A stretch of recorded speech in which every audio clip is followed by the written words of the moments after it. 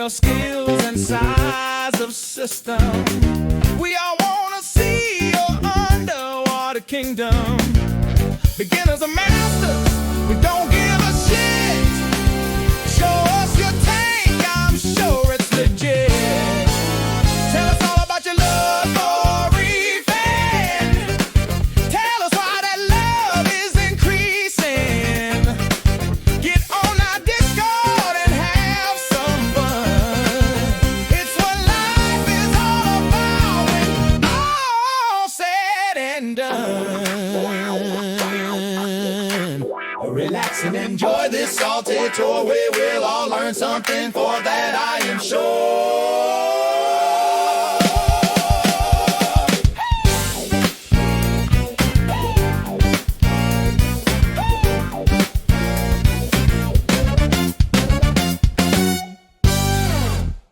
Hello, everybody, and welcome to this week's second Tank Tour 2, from Koje. Koje, you booked this in March, April?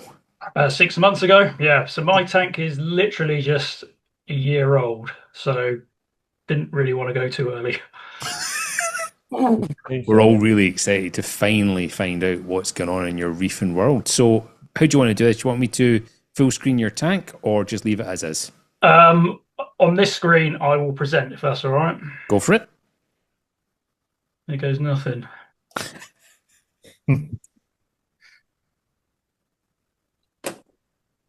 Right, hopefully you can see a PowerPoint presentation.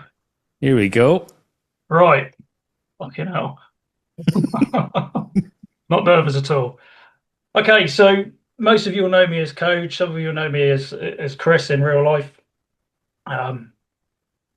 Basically, yeah, a year, I think, to pretty much the day now. I was just checking some picture dates and stuff. So it's about a year since getting it wet and getting the first fish in. So I didn't really want to put a lot of stuff together, but when I was looking at a few pictures, I thought it'd just be easy just to chuck a few pictures in. So this is my first delve into reef keeping. This was about 20 years ago, and things were a little bit different back then. So corner tank, about 200 litres. Before that, I'm not going to dwell, but just the same story as everybody else. We had tropical fish at home. We always had some kind of fish tank, and you'd go into the fish store. I mean, I'm 46 now, so marines were just this mystical thing that were like, oh my God, look at that, look at the colours, look at everything. And it was kind of like, as a kid, that massive wow factor. And I just thought, well, one day when I can, I'd love to have a marine tank. And we had loads of tropical bits and bobs. So yeah, about sort of 20 years ago, before we had kids and full on career and a little bit of disposable money, that's what I set up. And I was chatting to my wife yesterday, actually. It was about two and a half years, I think, I had that tank. You can see some real live rock there. And I was just about to say, I am so turned on by that bottom rock. It looks incredible. Yeah, that's like the proper stuff. You could just go in and just buy chunks of real live rock, and that's all that is. Amazing. Just sort of glued up in a stack with a couple of power heads. And on the right-hand side, you can see tiny little sump with the plug bar at the top and a little magnet holding the Tunzi skimmer on. And that was it. That was my setup. And I did quite big water changes on it weekly. But yeah, that was my first delve. I didn't have many SPS corals because they just basically died. I could keep LPS alive and everything, all the softies and stuff. And that was about it. I had a lovely flame angel that my wife got me for my birthday. So yeah, just to show that I do have some experience, but as I found into this delve into reef keeping, things have changed a lot. And there seems to be a lot more pests and things that these days than there used to be, but maybe that's just me. It's interesting that your return pump is hard plumbed, but your return is soft piping. Normally, yeah, you can't quite see it. There is a little bit of soft piping at the bottom here on the right side. I don't know if you can see my mouse pointer, but yeah, you can. Just at the bottom there, that is actually a little bit of soft plumbing. I don't know. I bought that. Basically, I went into a shop and I just sort of said, look, he had a few tanks in there, and I said that'd be great for me. And he basically built up the sump and did everything. Come over, delivered it, set me up, gave me a book, and away you went. And yeah, I went and got a load of live rock and everything else, and that was it. Pretty much instant turnover back in those days. I'm impressed with the red line shrimp in the corner. Oh, on the left hand side, the cleaner shrimp. Yeah. Yeah, I've got two in there. I've got two in my other tank as well. But they're quite easy to get in the UK. I don't know what they're like in Australia, Mel. Expensive. Oh, are they? Oh, yeah, they're easy to get here. Somebody didn't watch my tour. Even though they're in the comments. I did miss the first half an hour. You can blame my son for that, bless him. So yeah, so that was kind of just, I just wanted to show that I have some experience, but it was a long time ago. I couldn't remember much of it. And the reason I didn't was this is the tank you could see a minute ago over the back when it was in the different position. So let's have some booze. I got the itch again. So we had the kids when we moved into this house, and work, career, everything else that goes on. I just didn't have time. So it got to a point. My son's now 10 and my daughter's 13, going on flipping 23. So I've got a little bit more spare time. So this was about 2022 to sort of to today. We set up a tank with the kids, and we sort of like, I knew it was going to be easy. And once tropical tanks are set, certainly planted tanks, they basically just run themselves. So it got to the point where I just thought the project was done, and it was like, oh, the saltwater itch came back, and I'd really like to get a saltwater tank again. So is that viewable from two sides by the looks of it, and the end? So is it yes, shaped in a way that is all the way around? Yeah. So this tank I built myself. So basically, I just bought the glass. So I actually bought the glass tank and the stand and the cabinet and everything. I just made myself, just cheap out of timber, and it's just MDF that I used. I can't remember what I used for the paneling. It might be ply. I think it's plywood. Anyway, I just did all that myself because I didn't want to spend too much money on it, because it was just for me and the kids, and just sort of mess it. I didn't want to buy a fancy, expensive, tank and everything else. So I've got some other pictures, and obviously as I move the camera out, it'll be how my lounge is set up. Is we've got like an L-shaped lounge. It's a bit weird, but we've got a corner sofa that you can see just behind. But yeah, you can see that all around. So I kind of did it as like a peninsula style tank. You get that, Mel? Peninsula. As far as fresh, how I say it. as far as freshwater tanks go, it's very pretty. Thank you, guys. I did sort of rearrange, like as you probably saw previously, as to what I've got now. But long story short, that's where I wanted the marine tank to go. So spent a bit of time moving that around when everything was ready. So moving into kind of what I then did with the marine tank. So this, I spent about a year planning, and starting to buy parts, because funny enough, marine tanks are not that cheap. Especially if you're starting from scratch and you want to kind of do it properly and get all the right equipment. So I spent a year.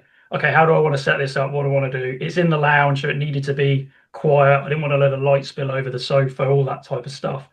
So I spent quite a bit of time trying to get it right, and then sort of month by month, I'd buy power head here, a skimmer there, and just build it up over a year.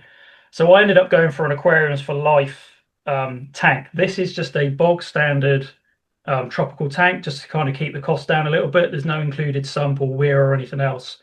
So I bought a separate external weir because I wanted to kind of have quite a nice clean looking tank, as you can see. So I drilled that myself on the back.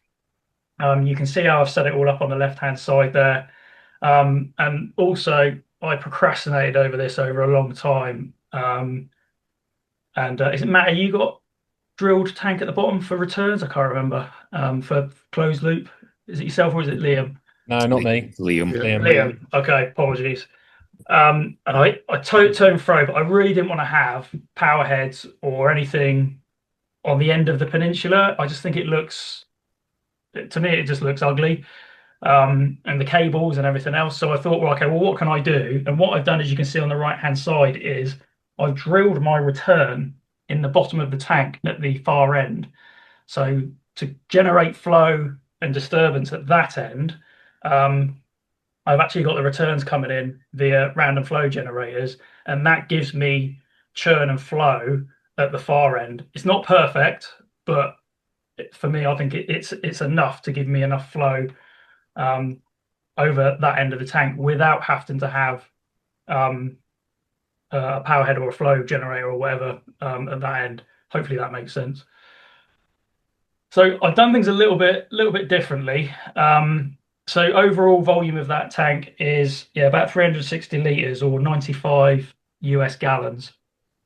So 1.2 meters by 600 by 500 D. So it's a relatively shallow tank. But I don't like to have to get right in deep to a tank. I prefer a shallower tank, which is why I went for it. So hopefully as a kind of just a quick oversight of why I've done what I've done, and that sort of demonstrates it a little bit. Coach, how many times did you drill the glass? Was it 2 times or 3 times? 3 times. So there's 2 times for the Eclipse, for the eShop's return. So you can see the 2 holes that come through there, and then once underneath. So the fitting kit actually comes with the Eclipse. It's a really good kit. It's not the cheapest in the world, but it comes with everything you really need. Nice. It is nice. I have one of those. It's great. Okay. They're really clean looking. Yeah. And How you'll was see how was the drilling? How did you get on with the drilling? not too bad. So I'm actually an engineer anyway, so I've done loads of DIY stuff and bits to cars and all sorts. So I've got a relative amount of confidence with it. You just got to take it easy. Just use the weight of the drill. Don't force it. Yeah. Take your time. Let it, because you're actually not cutting the glass, right? You're grinding the glass effectively. And you just got to take time with it. Keep it cool. Keep it sprayed, which removes all the mashed up glass as you're grinding it out. And number one tip for anyone who wants to go and do anything with glass: support the underside, either with something physical or use a load of gaffer tape or something like that. So when you actually do gradually come through, you don't break away a load of glass with it as it breaks out. You have to support the underneath, otherwise you'll get sort of chippings come out the bottom. Anyway, if anyone wants to do some glass cutting, ping me on Discord. I can help. Nice. So basically, just a standard tank, and as you can see, so at the back here, it's just a standard against a wall tank. It's not a peninsula tank, but you'll see the way that my sofa works. I kind of use it as a peninsula tank, even though it's not a. If you try and buy a peninsula tank, it's even like double the price for some reason.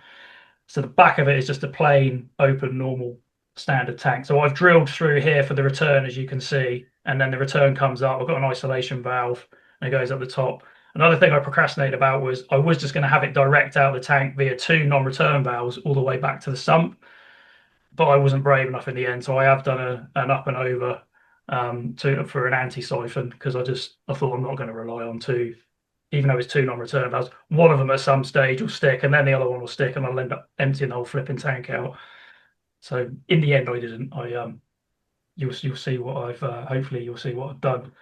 So this is moving forward. If you can look on the right-hand side, you can see, so the only thing that's custom about this tank is the height, and you can just about see here on the right-hand side. So with sand in, the way I've designed it is that the sand is basically level with the back of the sofa. Does that make sense? So when you change your couch, you're going to have to measure very carefully. What we're doing is never changing the couch, basically. Good idea. Good plan. Just get it recovered. So hopefully this makes a little bit more kind of sense of the space that I've used in the lounge. It's slightly wider than the previous tank that I had, the freshwater one. So that's basically kind of how it sits in the lounge. And you can see with the scape that I've put together, the idea is either side here, you'll be able to probably see it on my other camera at the moment, but where I've got the power heads at the back, it gives me full channels down the sides for good non-direct flow all in and around the rocks. So I'm not blasting any corals directly, but I have flow channels all the way down, and then I've got the churn at the far end with the 2 returns that you can probably see poking through. Brilliant. So that's how I've designed it, and the idea with the rock work was that I like that kind of reef face look. So the way I've built it is to create loads of little overhangs, which is an absolute pain in the arse when you're actually then putting corals on, because everything's shaded. But the idea was it gives it a bit more of a natural look, and I've got plenty of places for the fish to hide. What I didn't want to do was like have nowhere for the fish to go, and then they're fighting and trying to battle out for the places. So that's kind of the emphasis of the design. It looks phenomenal, Koje, already. This is like it looks absolutely class, doesn't it? Like even like look at the stand as well. It just looks looks really good. It looks very high end. It really does. I would aquariums for life. I would highly recommend for everyone. Their quality is fantastic, and when they actually finally turned up with a tank, they couldn't be more helpful. The only problem I have with them is their communication is pretty much non-existent, and they don't give you any timeline on your tank. I had to wait quite a few months for this, and I was badgered. I even got to the point where I sent a note to say, "Look, if it's not here in the next month, I'm going to cancel it," because it was months. And then finally, they kind of turned around and said, "Oh, okay, we'll commit to this date." That would be the only thing I would say. But if you're willing to wait, they're brilliant, and the quality and everything's excellent. If you're in the UK, obviously. I don't care how good a tank manufacturer are. If you cannot communicate correctly, you can fuck off. Yeah, it was. I got quite frustrated. Yes, it drives me absolutely on a day-to-day basis in work life. The amount of people that just fail to communicate correctly. Yeah. I got the impression they were just really busy, which is understandable. But just give me a date. If it's going to be another couple of months and you can commit to it, just say right 2 months and it will be there. That's fine. Just don't mess me about. Short, quick phone call. That's all it takes. Just keep in touch. Yeah, exactly that. Anyway, so That date stamp at the top, was that September last year? September. So this is September last year. So I've tried to kind of date it as I go through, so you can see kind of the progress and where we're going. So I built all this in the garage, and then I sort of moved it into the house and sort of set it up like this. I just got some like nylon washboards on the bottom so that the rocks weren't directly on the glass, even though they're flat bottom marker. I mean, they'd be fine, but the towers, if you will, I didn't really want them directly on the glass, just in case they had a point on them or something like that. Are they chopping boards, did you say? Yeah, they're just nylon chopping boards. That's a good idea. Yeah, just off of Amazon, just so that there's something that just will take a bit of the give. Yeah. I think that probably covers everything there. Oh, and the sump you can probably see in the background that I've just started sort of lining everything up. The reason that's so large is because my original plan was always to have 2 tanks off of one sump, because I wanted a completely different style, smaller tank, which I've now got that I'm just starting to build in the garage now that things have settled down a little bit. But as a kind of quick overview, hopefully that kind of makes sense of my thought process and what I was trying to achieve. Completely open top. Obviously, I've got a fish guard on it now, but that's probably that. Going into the sump, so that's just me chucking everything in, starting to get all the bits and bobs together that I've been buying up for the last year. So yeah, a total volume I kind of calculated as about 430 litres or 115 US gallons post displacement. So that's everything in the sump, everything in the tank, gravel, rock, everything. If I take that, all the additional water volume away, that's total water volume, kind of what I've calculated. I know some people like to be all over the water volume, but that is post displacement. So those pipes running along the wall there, sorry to maybe jump ahead here. So is that where that sump lives then? It doesn't go under the cabinet at any point. It sits in the corner of your living room. It does. I was hoping nobody was going to notice, and I was going to show you when I go in the lounge. But yeah, hold that thought. That must be so much easier to work on, because that's what I've done with mine. The remote sump so is a dream. So yeah, I'll go over that in a bit. But that's all the equipment. I went all in with the Red Sea. I know, Emma, you've had loads of problems with the skimmer, but it's been a dream for me. It's been spot on. I literally threw the Red Sea skimmer off my balcony. Wow. Yeah. Literally threw it off the balcony onto the pavement in the back of my building. They skim well for me. They're just really unnecessarily noisy. It's not nope, nice. I had no problem with the noise. Is the sump sitting on carpet? No, this is just me setting it up, Mel. Okay. This is just me getting all the bits in and sizing everything up at the time, which is why the picture looks like it's just on the carpet. But because it was at this stage, just whilst I'm getting everything fitted. But no, the Red Sea have been running. I've had no problems with the skimmer. It's absolutely silent because it's DC and it's got the sensors on the top. So if it over skims or you do something or take a shit in your tank, it'll pull the pump right back for you. something I know Ron likes to do. And the reef mat's been great until my trochus snails bred, and then I was just like pulling them out, and it was ripping the flipping mat and everything, as everyone else has probably had problems with. And I've only just started. I had a problem last month with it where the one side, the counter side, not the potentiometer, what do you call it? But the sensor side of the reef mat seized. Not the indexer. I can't think of the flipping name. And I phoned them up. Well, I didn't phone them up. Actually, I sent them an email, and they couldn't be more helpful. They basically, I was like, look, just send me the board, and I'll change the board out because I've taken it all apart. And they just sent me a whole new drive unit. I took it in the garage and sprayed it up with carb cleaner and freed it up, and it's been fine since. So I've got a spare drive unit now for when I need it. Brilliant. Anyway, I digress. I love my reef mat by comparison. Just a Right, question. this is- How often do you shit in the sun? Well, probably about as much as you do, Dave. Welcome back, Dave.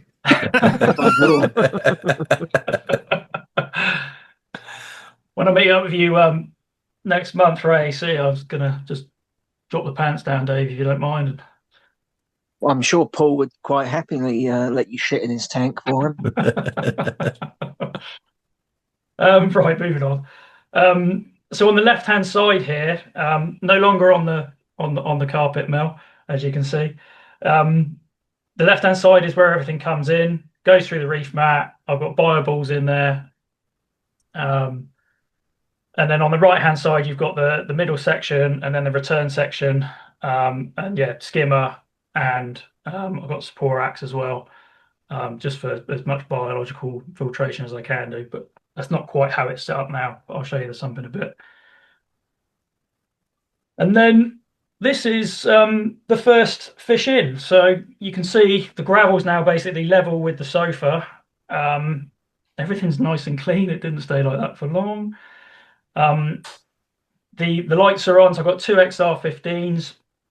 And I didn't, in the end, I priced it up. The Radian system, it was going to be about 160 quid for the hanging kit and everything else. I was like, I'm not fucking paying that. So the lighting fixture and the wiring and everything, I just made myself. Everything there's just a couple of stainless steel lanyards that they're hanging off, which gives me really good freedom I can turn it as well and move them around.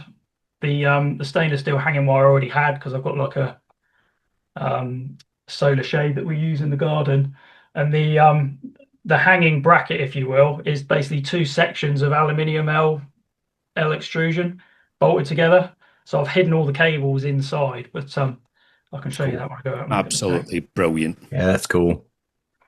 And I reckon, I mean, I had the aluminium, I had the cable in. The only things I bought were the lanyards, which were about £1 each. So I think you could probably do that for 20-25 quid. Wow. And if you bought the Radian kit, it'd be like, yeah, I say I'm sure it's about 160 quid. I'm not paying that. Anyway, so it just tidies it up, keeps it clean. Again, kind of with the theme I was trying to achieve. And you can see I've got the MP40s on one end that run really nice channels down the side, non-direct flow, but it gives me flow all the way down the side. And then I've got the returns at the bottom on the random and the random flow generators churning up the back end. And basically that's how it is. So went for the kids picked the first fish, which were clowns, black and white clowns. And yeah, that was it. So that was October. So hence the reason we're about a year now. Yeah, that's pretty much it. It was a mixture of TMC coarse gravel in the bottom, which I think is crushed shells, if I remember correctly. I think it is, because you got all sorts of weird and wonderful little things in it. Yeah, it's crushed shells, but it's quite heavy, so you can have a decent amount of flow. So I had that mixed with 2 bags of the Carib Sea special grade, because that's also quite coarse, but not quite as coarse as a TMC. So it wasn't so much for the fact that it's supposed to be live sand, but it was more the fact that that mix seemed to work quite well as a heavier substrate. I did flip with the idea of potentially going clean bottom tank, but I can't not have sand. Aesthetically, I just think it looks a lot more natural. So that's where I ended up going in the end.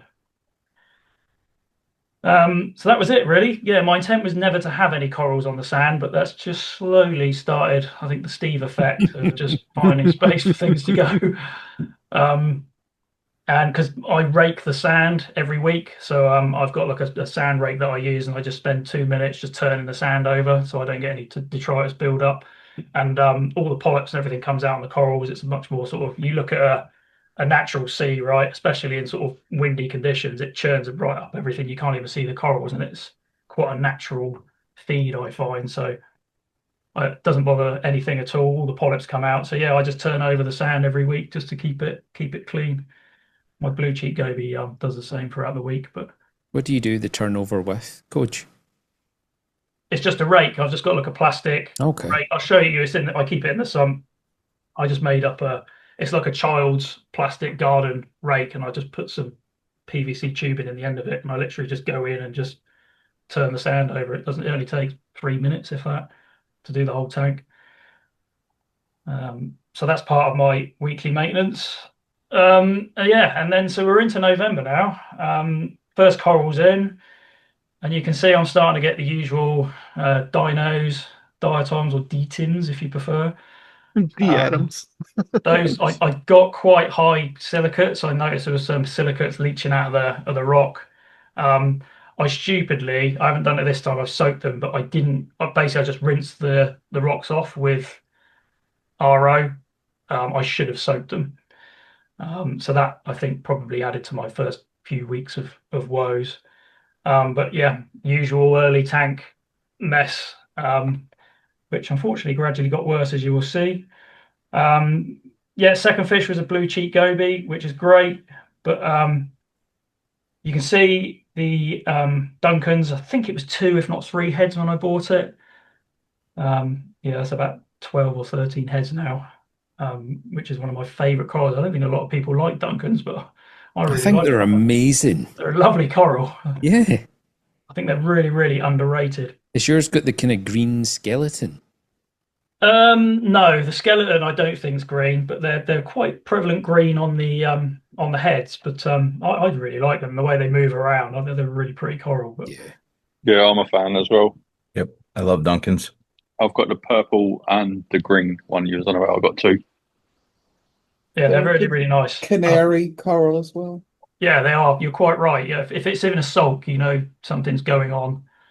That you need to have a look into before anything else starts moaning.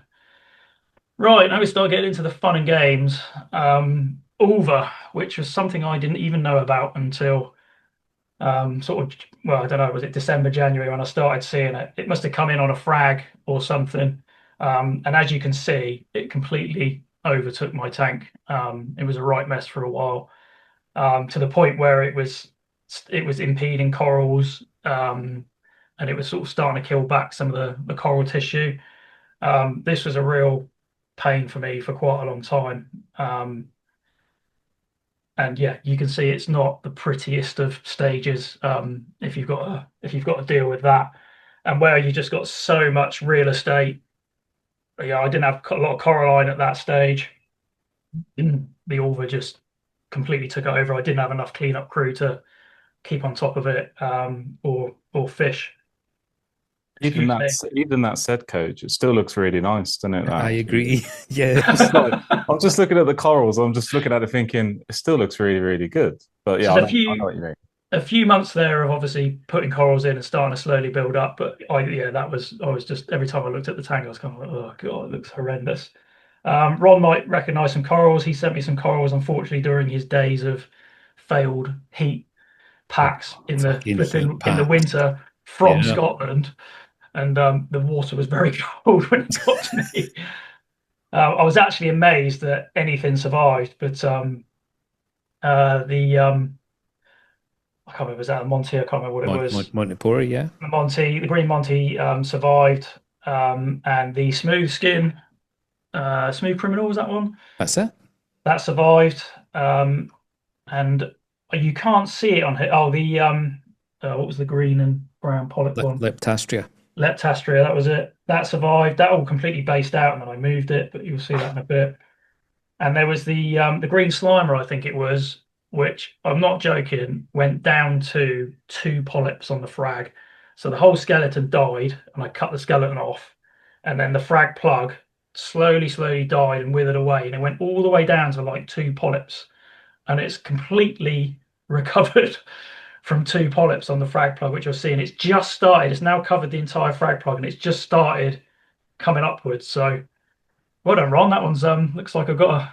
Well, unfortunately, it was sold to me as Ballygreen Slimer, but it turns out it's not. It's just it's green abrohosensis. So I mean, it's far more attractive in my opinion, with the kind of pink, kind of purple axial polyp growth tip. But yeah, it's not green Slimer.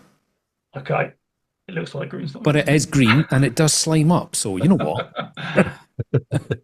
And the rest of this, you'll see some of these are now grown in. Some of them I've moved locations, but I kind of just wanted to paint the picture really of the ulva. It completely took over my tank. This is a very overexposed, horrible picture, but it kind of, again, you can just see it starting to now clear up in patches. Is that a jack-o'-lantern Leptoceras there?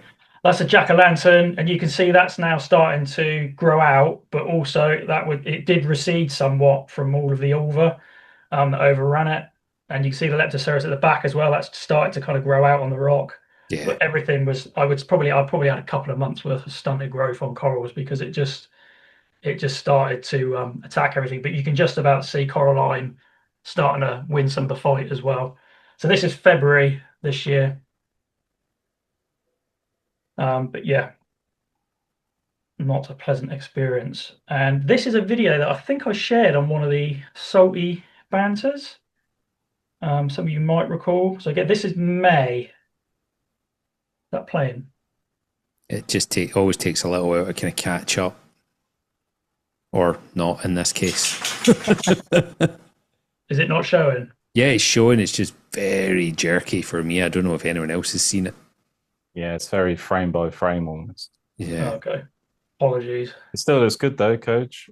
It does. Agreed. Absolutely stunning. It looks like there's no water in it. Yeah.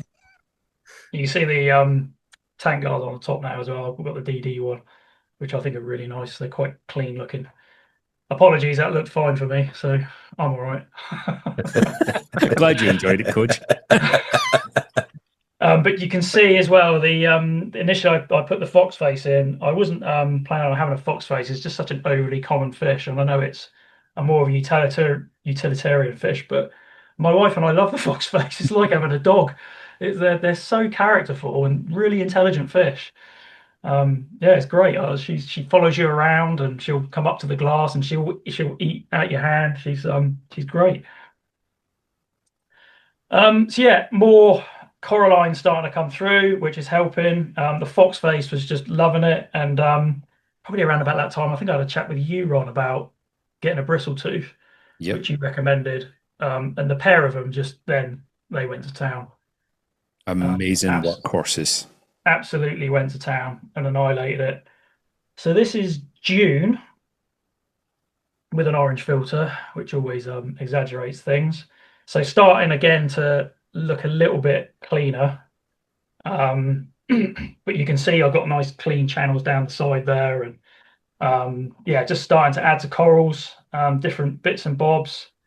I think it's Dave. I think it's when we went and I got the Micromusa Acan, take your preferred name. You'll see that now it's actually grown a couple of new heads, which are starting to grow out on it.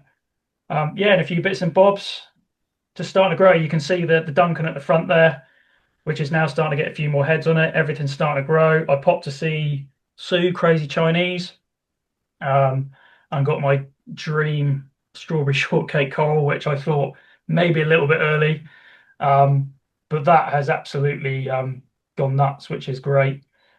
Yeah, make sure you frag it. Yeah, I've got a frag actually for Dave. Dave's going to take one for me probably when I go up. It's actually spread out on the rock that I cut, so Dave's going to take a piece of that for me. But yeah, it has gone quite nuts. Gonna die. Fucking hell, Melinda. No, I watched that stream today and I'm just like, what? It's an Australian coral. It's going to die. the tag team of the bristletooth and the foxface have just got on top of it. I suspect some nutrients that were probably leaching out of the rock have probably finished as well, because I didn't soak them like I should have done.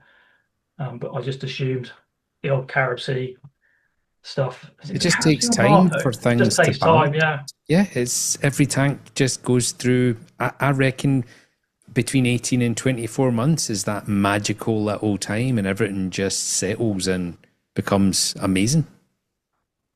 This is moving forward, really starting to get some stability now. Sort of more than 6 months in. The fox face is twice the size she was when we got her, but you can see stuff starting to grow out a little bit now. I find the green stylo almost a bit weird. The purple stylo is based out and has gone huge at the bottom to the point where it's actually starting to grow new growth at the bottom. But the green, I've had nothing at the bottom. It all grows at the top and it shades itself. So there's some parts underneath that have actually sort of almost died off in places where it's sort of just growing out rather than... Green stylo is like a completely different species of coral for me, the way it grows. It's so much slower. It's pretty slow. So I've got like I kind of tried to build a bit of a torch coral area around the side here. So all my torches are here. This shelf now is a bit more of a chalice shelf, so I've got a couple more spaces. I want to get some more chalices. But you probably notice I'm very much a coral guy. I do like fish. I think fish make a tank, but I don't get too excited about fish. Corals, I'm much more of a coral person than a fish person. So yeah, that's it. You can see I've kind of hidden the return there, so you can kind of see a bit clearly there the return that comes out and is more directed at the far end just to give me some churn.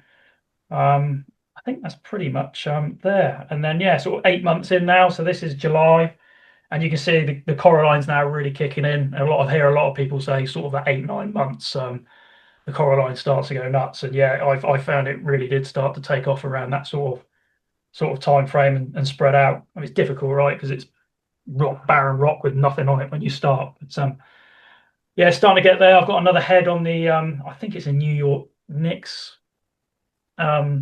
torch on the right hand side there. So that's got 3 heads on it now. And you can see I've got a few rock flowers in there, which is my absolute favorite coral. I love rock flowers. I know Emma's got a soft spot for them. Yeah, that's about it. That takes me up to kind of July, really. Oh no, sorry, I've got one. Oh, you can just see that's a picture of the strawberry shortcakes. This is August, and you can see the amount of growth I started to get on all the tips. Wow. Sue said to me, she said, if you can don't lay it flat. She said, prop it up. Originally, I didn't prop it up well enough, and it fell on one of my frog spawns here, and unfortunately killed it because overnight they stung each other. So I ended up just using all the putty I had left, and that putty now you can't even see it. The coral's completely grown over the putty, completely based out all over it. I think that's probably about it. This is just a load of bits and bobs that I've jotted down for questions and bits and bobs. That is that. I was very briefly going to give you some full transparency. This is my apex screen, nothing really to see on here. About 6.2 litres a day I have on auto water change. And this is my dosing. I went all for reef for the first 9 months, Sorry, which is Coach. brilliant. 6.2 litres a day is highly specific. What's going on there? It's just 10%. Okay, so you've kept 10% it. a week. Yeah, okay. That's what it works out at. Yeah, sorry, it was that was the calculation. Very specific. Yeah, 6.2 litres, Ronald. 1 milliliter more or less. And then I've moved over to 2-part from all for reef, which I would highly recommend to anyone starting because it's just so easy. It's one dose and you can keep on top of everything. But I got to the point where I couldn't keep my magnesium and calcium in line with my alkalinity. They were diverging. I had dosed a little bit of additional alkalinity for a time, and then it went the other way. My alkalinity went high for me to maintain my calcium and magnesium. So I ended up, I procrastinated a bit over a few different things and chatted to a few different people, and I've been on the NIOS Ion B for the last 2-3 months now, and I know not everybody likes the 2-part. I know it's not the cheapest way of doing it, but I don't have a massive volume, so I think the larger containers will last me probably best part of 8-9 months. So it's not massively expensive, but I've still got half of my magnesium, calcium 5 litre, and I've had that running for, I want to say 4 months now, 3 or 4 months, and I'm only halfway through. So I think, yeah, because they're like 34 quid each, are they? Something like that for the. Yeah. So when I worked it out compared to Red Sea, I think it's a lot more cost effective. But I said unless you're going up to like 1,000 litre tanks, then maybe it's not so much. But yeah, for smaller systems, and certainly it works for me. And if I went for like the cheaper option, I know you mix your own stuff, Ron, and we got it on the Discord, which I did look at, but then I'd have to buy another dosing pump, and it was kind of like, I'll see how it goes, and it's been spot on. You can mix your own trace elements and stuff as well. I mean, yeah, so it works for me, and that's why I'll continue to use that. I don't plan on changing that anytime soon. Excuse me. You finding you have to still dose quite a bit of magnesium even with the auto water changes, Coach? No, not with the 2-part. Oh, okay. So I just use the 2-part to dial it in. So I record all of my testing on my Apex. So you can see here, yeah, this is my alkalinity from basically November October, back end of October last year to now, basically. So yeah, I've been pretty much between sort of 8 and 9 on the alkalinity. I try and aim for about 8.5. So yeah, that's where I am generally on alkalinity. Calcium, between sort of 400 and 440. So I just pulled that back a little bit actually, but I've been up about sort of 450. So you can see where I sort of have readjusted for the 2-part, dialing that in. Magnesium, I think I'm usually between sort of 13 and 1400. So I'm aiming for sort of 1350. So there's another year's worth of data there. But yeah, between 1300 and sort of 1400. And that's pretty much it really. Nitrate, I use the NIOS kit because it ties up well with the Zelements ICP that I use. I have been higher than 25, but not quite to the net. I can't remember what the next one is after 25 on the color chart. I think like 35 or 40. It has been higher than 25. I've probably been about 30 odd. But I haven't actually recorded that because it's been closer to the 25 than the next one. So, and that's where I am at the moment. It's the colors come back down. It's now spot on 25, so it's trending in the right way. I had to kick off a refugium. I feed slightly heavy. I feed 3 times a day. That's pretty much it from a show and tell point of view. How much magnesium, calcium part do you dose per day, Coach? What was it? About 13, is it? Calcium, magnesium, 13.5 a day. Okay. Well, an ALKS 14 is that? ALKS 14, yeah. Okay, so I'm quadruple usually. That's because you're a slag, Dave. I am a slag. Damn right.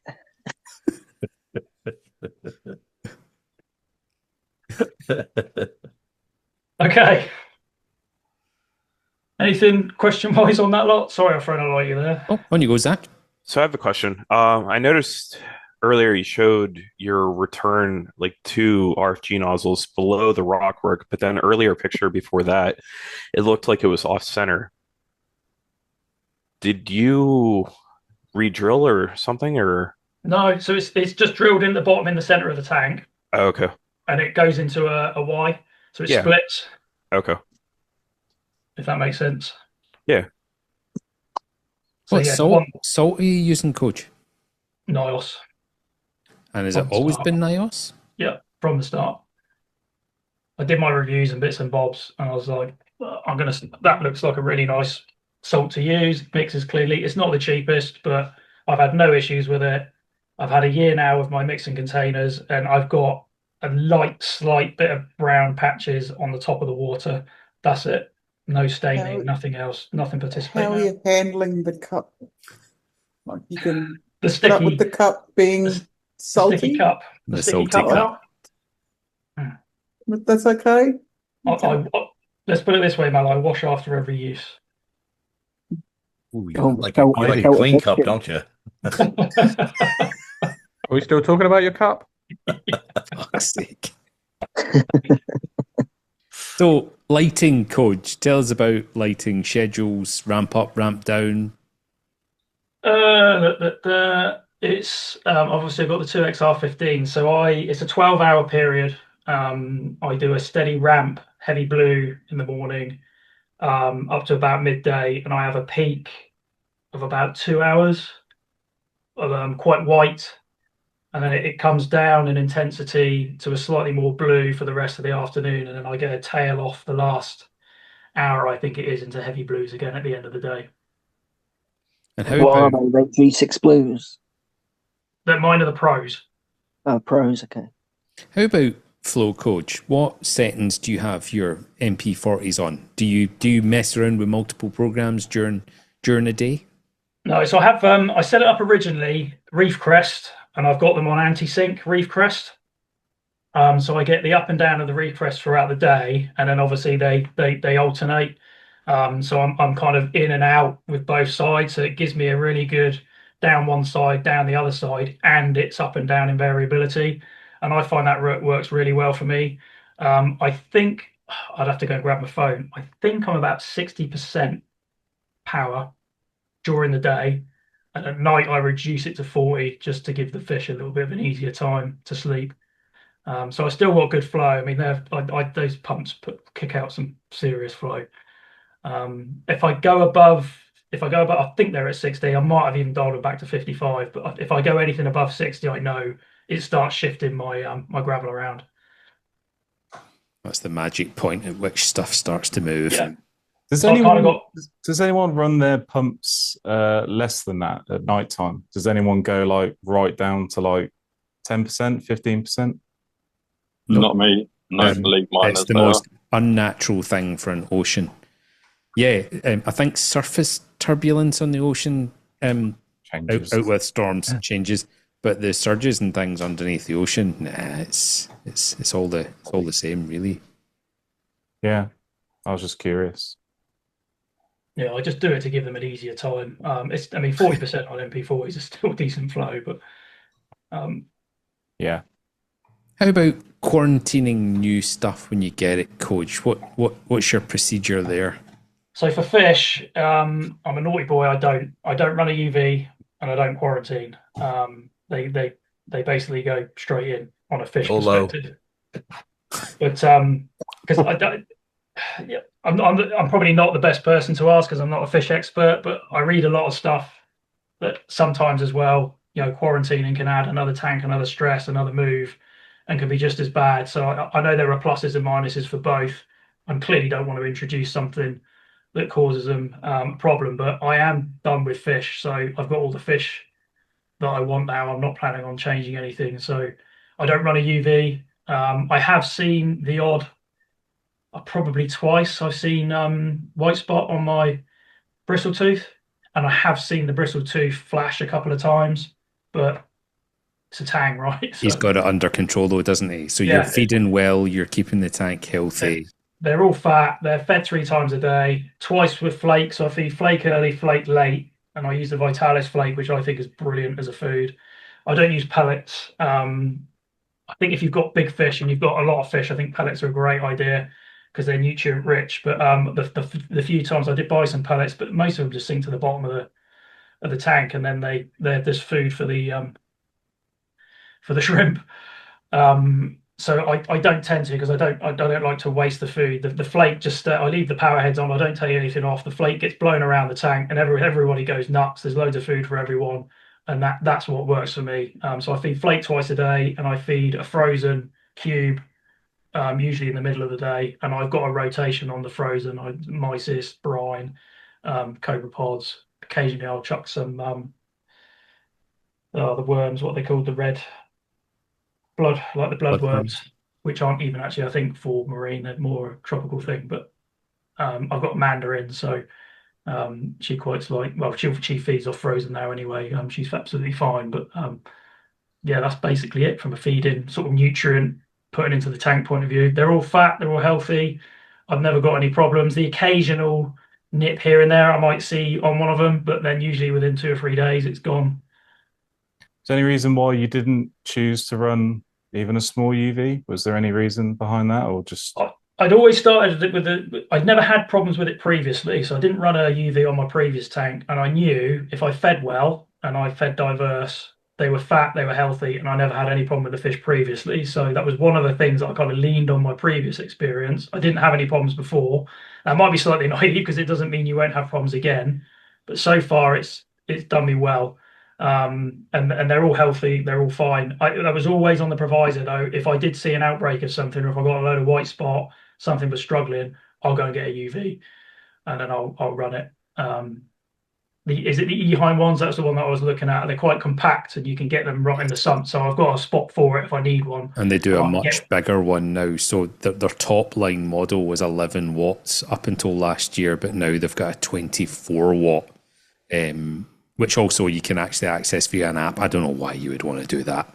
It gives you a reminder about changing the bulb, I suppose. But other than that, I don't see a benefit to that. But it's a chunkier unit. It's more than double the wattage, but it's not any larger in actual size. So, yeah. But just this morning, I noticed my tank had way more green algae on the glass. You know that kind of green algae that you don't even need a blade for it. It's just the pad, the kind of back of the Velcro pad. And as you're doing that, it just kind of mists the water. Like it almost looks powdery. Like a dust algae almost. Went to my UV, and yesterday the bulb went. That's how quickly my tank showed me something not right. I was like, I cleaned that yesterday. Hold on a minute. Pulled the tube out, dead. So yeah, I'm a huge fan of UV. Yeah, I just haven't needed to use it so far, but it's a bit on the proviso that I can get one here in 24 hours if I need it. And yeah, I think they're about 150 quid for that size that I would need. So I'm prepared to get one if I need one, but so far, year in, I haven't needed to need. How do you find your glass cleaning in, like, you know, the opposite way to that, Coach? Do you find it any more messy with algae, or is it not? 3 to 4 days. I find I start getting a dusting on the gravel after a couple of days. You can just see that there's a lot of light, isn't it? And mine's quite a shallow tank, so that doesn't surprise me. But it seems to, it goes from white to the slight tinge of brown or green if you want and then it kind of stays like that. It doesn't seem to get any worse on the gravel, but the glass will just get worse over time if I leave it. I've got a blue cheek goby that's always having a peck at the and filtering out the sand. The tang, tang's always pecking at it as well, so it does get a bit of turnover. But I find usually about 3 to 4 days. I need to go in and about normal then, isn't it, really? Yeah. So do you not find the blue cheek is a complete and utter pain in the dick with picking up sand and dumping it all over your corals? Yes, it is. Yes. But the rock flowers, it doesn't seem to bother them. Those that it does, they just push it off. It's not to that bad. And if I see something that's got quite a lot on it, I'll just go in there with a turkey blaster and just gently blow it off. Oh, a turkey blaster. Have you ever heard it called that? Turkey blaster. I'm sure that means something different, but anyway. So you do automatic water changes with NIOS salt. So where is your automatic water change equipment in relation to your tank? Right, let me swap cameras. Yes.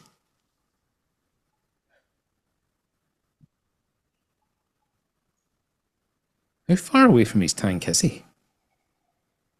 Right, can you guys hear me okay? Yep. Yep. I'm confused. Right, I'm confused. That's it. Lovely. Just let me give a thing. So this is my lounge. That's bedrooms, spare room, bathroom down there. Let's have a look at your bathroom. It's like Holmes under the hammer. Nice pussy. Oh, Who lives in a house like this? Oh, okay. I was going to say we were joking about showing us the bathroom. No, you wanted it. Oh, fuck. Ooh. Right, you're getting the full view. You ready? Hope somebody flushed. Skids. Right. One of the reasons I did that is because I love this view coming down the hallway. That's cool. The tank. I mean, that's our kitchen in there. But yeah, I really love that view because you can see right down the end of the peninsula. So to kind of show you, see like the L-shaped room with the lounge now. That's our TV with the L-shaped sofa. And then, yeah, we've still got the tropical tank over there. And you'll see there's a lot. I do fish. My wife does Lego. So that's the bedroom where I've just been. Hello, everybody.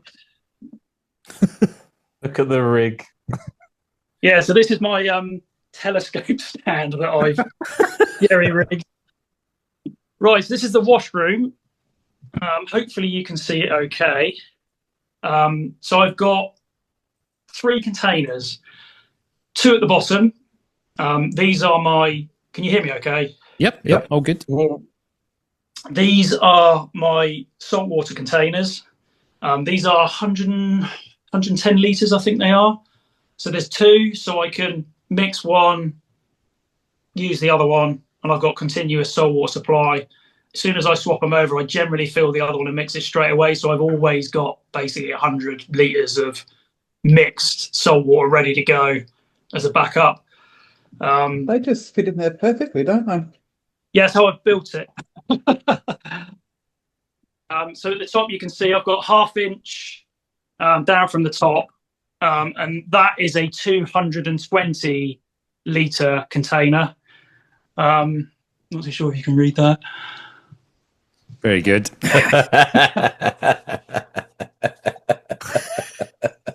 Something Rob sent me. So it's 1/2 inch RO from the RO container, so I can just gravity feed that down as and when I need to. I just set an Alexa timer for 10 minutes, come in, and basically wait for another couple of minutes, and they're full. And then I'll put the salt in, mix it. I've got a power head in each of the saltwater containers. So there's a power head in there on each of those, so I can just mix it for a few hours, test it, tweak it to get to the salinity I need it to be.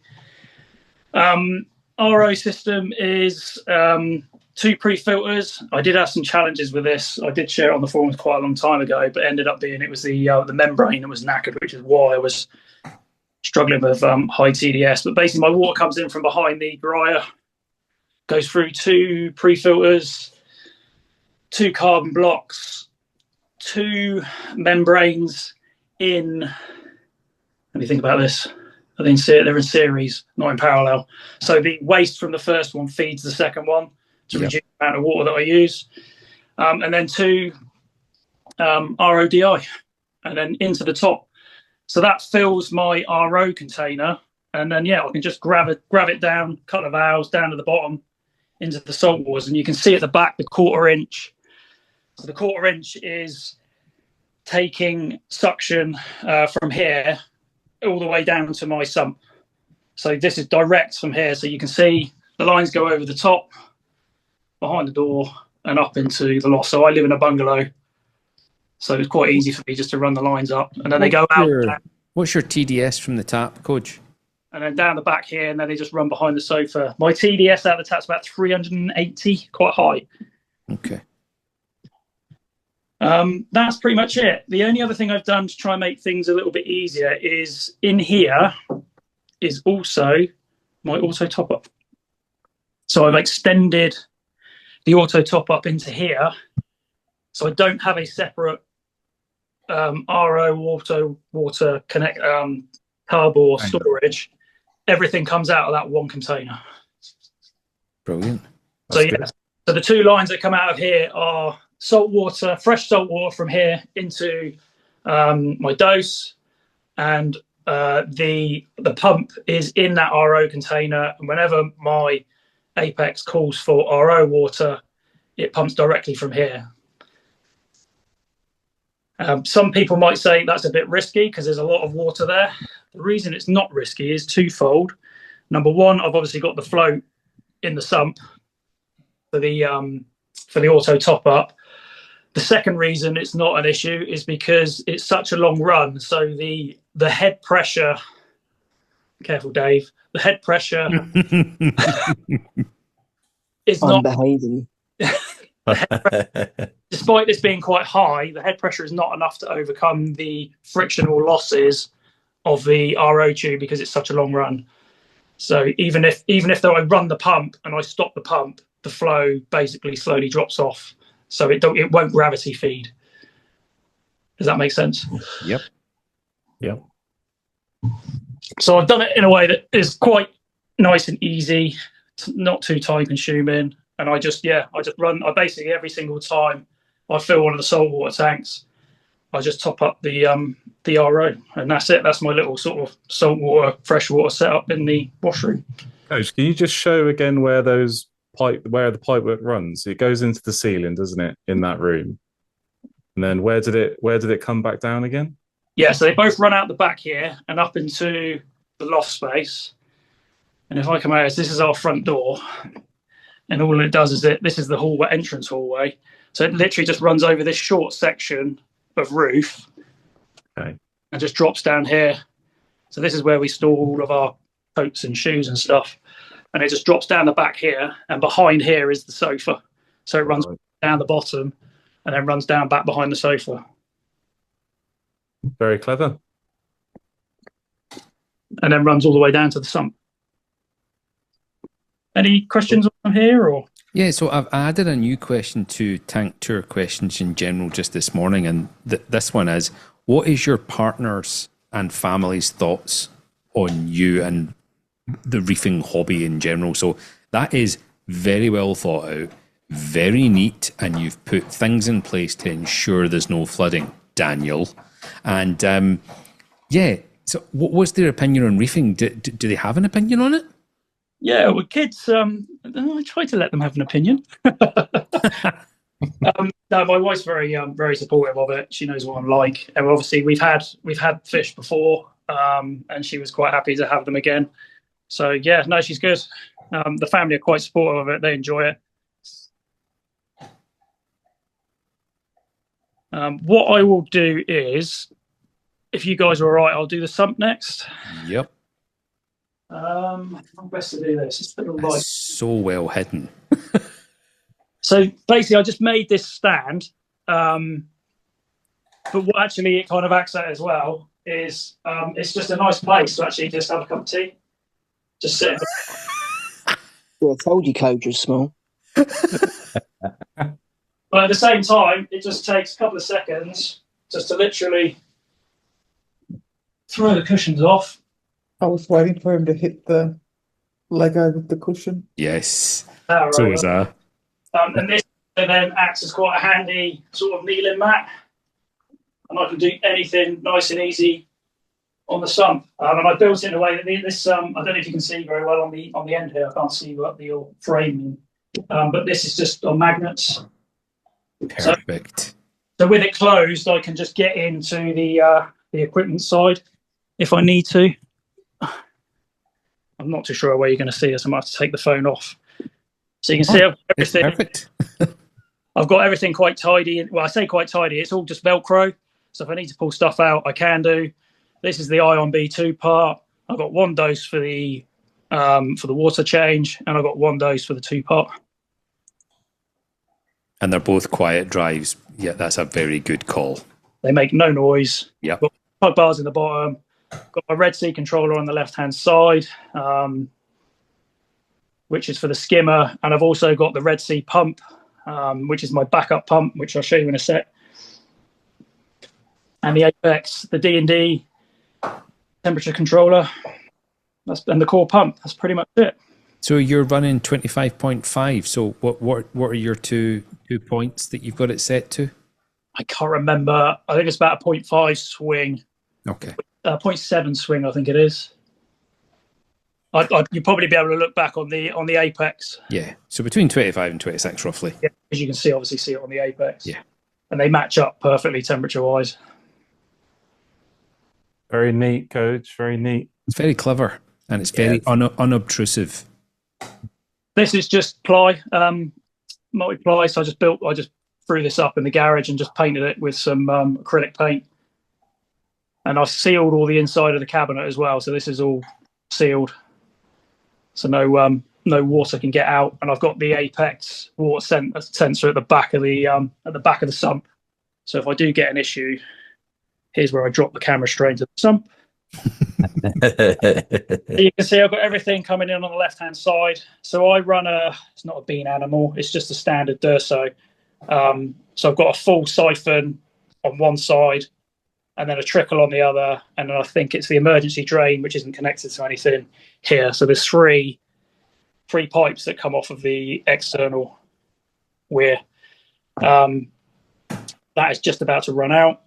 But that's the reef mat, and I've got all the bio-balls and stuff in there. That's my rake that I use. So you can see it. Perfect. Absolutely perfect. Yeah, it's just literally just a plastic kid's rake, and I just put some PVC in it, and it's got a nice long thingy on it, and it just takes me 2 minutes to just turn the sand over every week. That's awesome. Spore axe. I've got a Can I have my rake back? I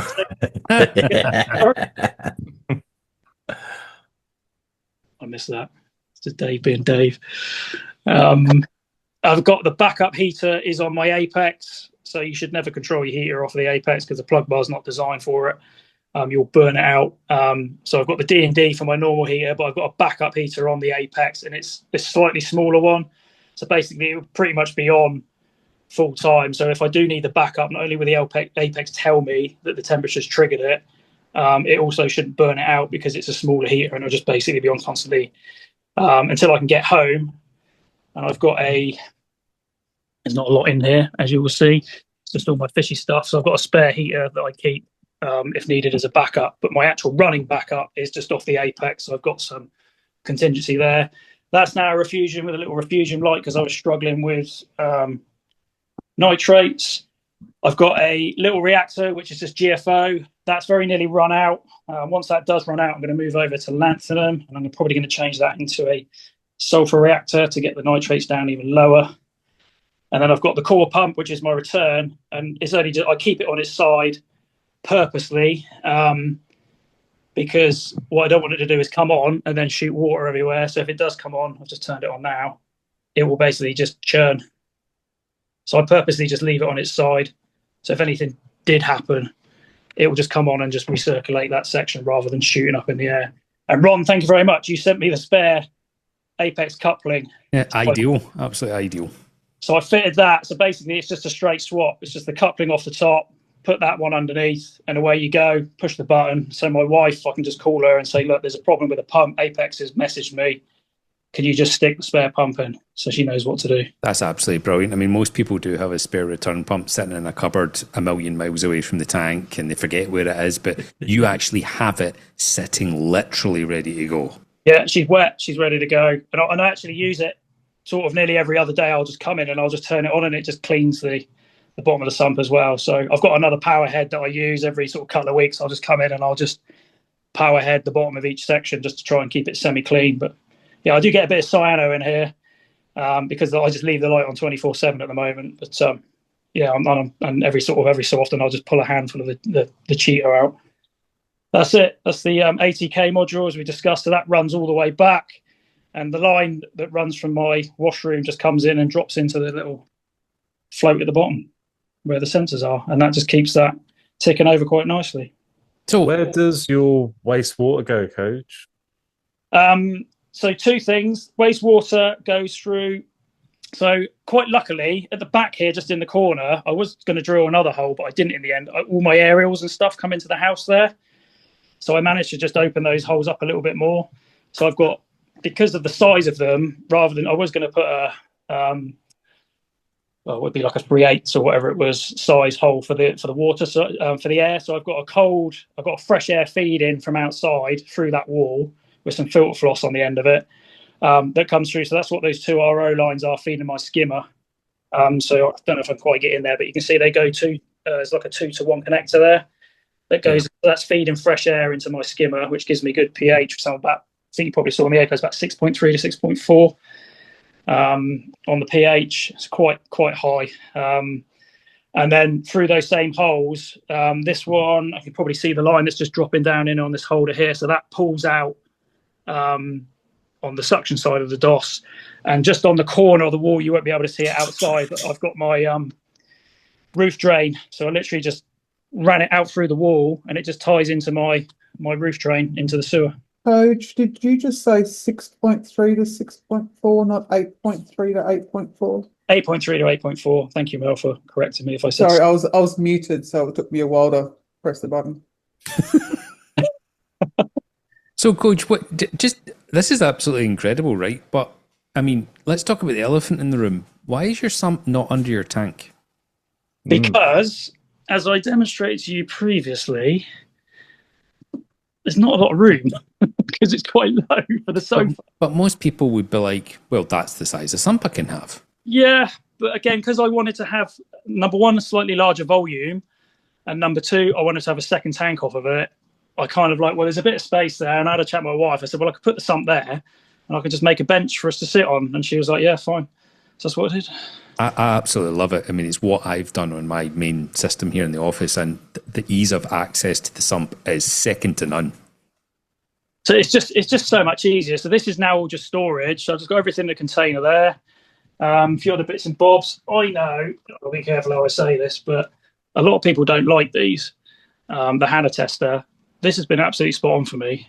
Same here. It's consistent, but consistently wrong. Correct. So mine is consistent, but consistently right, which I find quite amazing. I've got a lab at work that I can use every so often to test salinity, and they can test it down to 5 decimal places.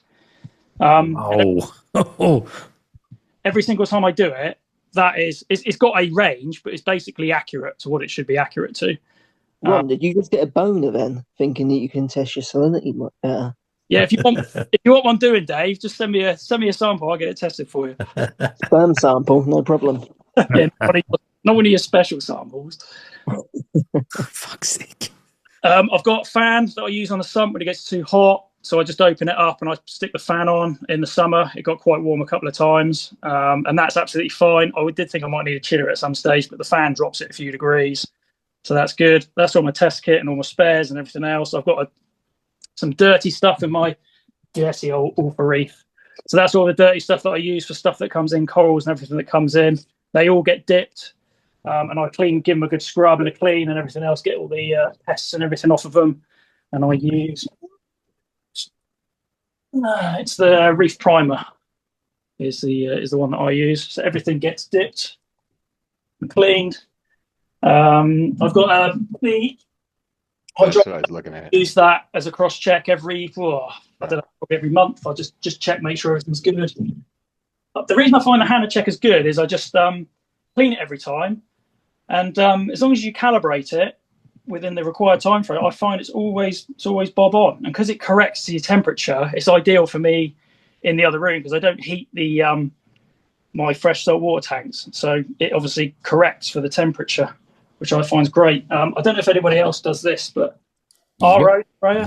Yep, that's exactly what I do. And then I've got a Karcher window squeegee, and I just vacuum the glass. But I use that for everything. I don't just use it for cleaning the glass. Whenever I do any sampling or testing, I just take it out into the sink and it gets sprayed down with RO. So I don't use tap water to clean anything. And if I go out and I take and I clean any of the equipment in here, the reef mat or the skimmer cup or whatever it is, anything I use gets sprayed down with RO afterwards. So I don't put any contamination into the tank.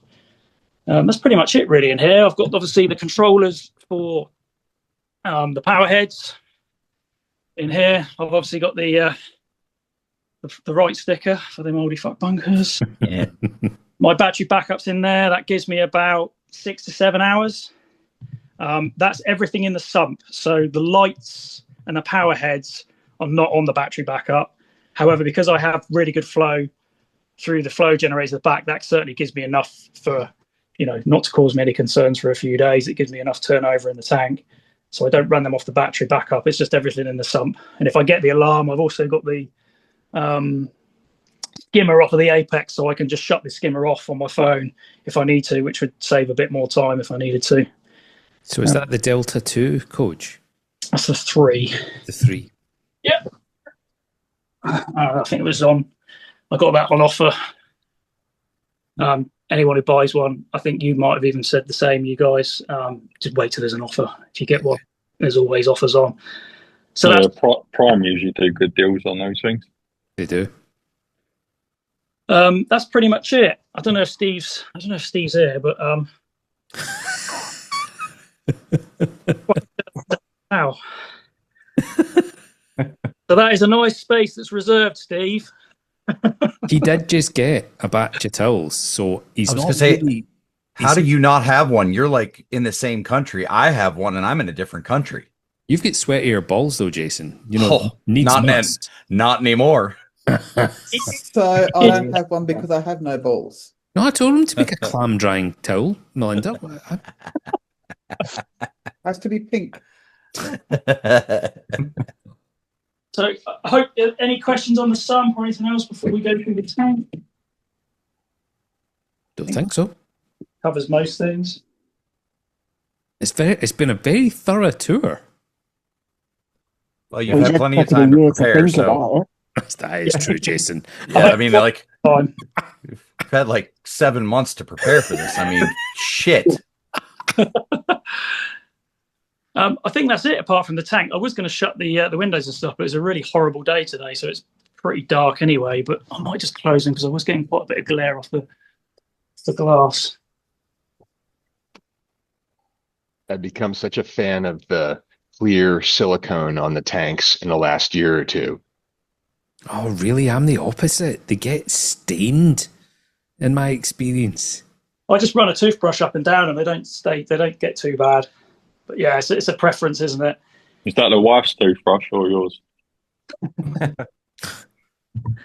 That's pretty much it, really, guys. The rest of it is just kind of what you can see. Yeah, look, I don't know if you'll be able to see it very well, but this is literally just. You might be able to see. So there's an L section at the top, and then there's an L section at the bottom, and I've literally just bolted them together. So there's 3 bolts. So drilled and tapped it. What's Dave doing on your wall? Say again? What's Dave doing on your wall? I'm everywhere. I wouldn't have a photo of Dave on my wall. Well, you've got it somewhere else, my friend. Mm-hmm. Bathroom wall, maybe. Yep. Back in the toilet door. Oh, sake.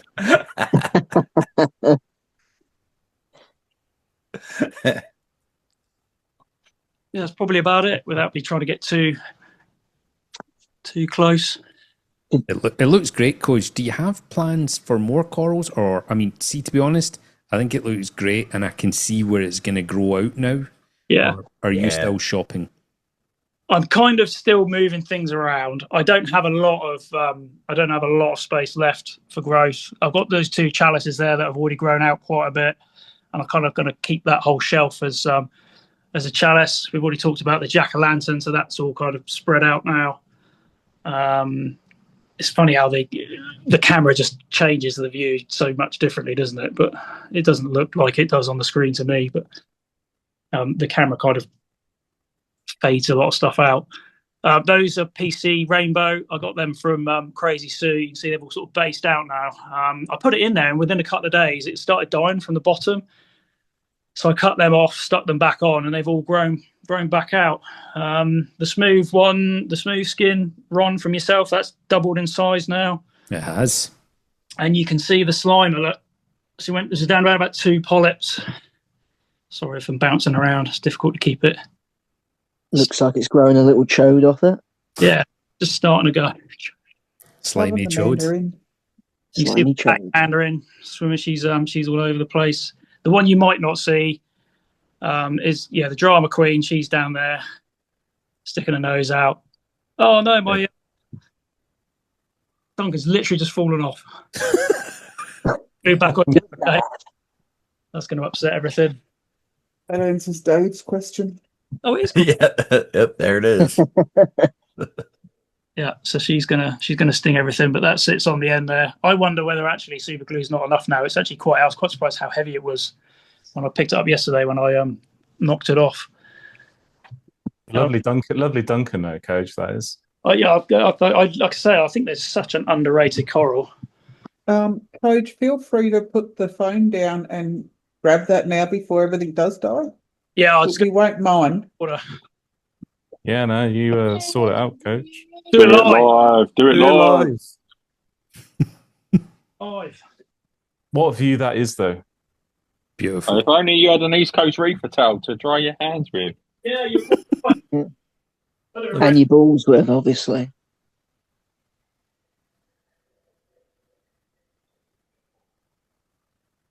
Is Coach just like falling over in the kitchen or something? Quite a nice tank. Quite. Dave has it in every room, so I don't. Look, this lucky bastard just gonna stick his arm in there. Nope. Willy nilly, no problem. Fucker. I'd have done been bit 18 times by now.